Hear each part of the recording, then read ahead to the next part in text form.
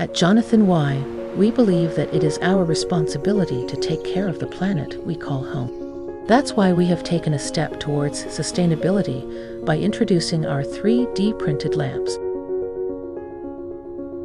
My name is Michael Perina. I'm from Staten Island, and I am the print farm manager. It's amazing how you can take an environment-friendly material like PLA, which is made from cornstarch, and use these machines to create beautiful products like these, that some of which you can't even make throughout any other traditional manufacturing methods. My name is Stanislav Shevchenko. I am a designer from Ukraine. Sustainability is an important consideration in 3D printing because 3D printing is a technology that can reduce waste by allowing precise control over the amount of material used in each object. So my goal was to keep the structure simple in every design. By choosing sustainable lighting solutions, you can make a difference too.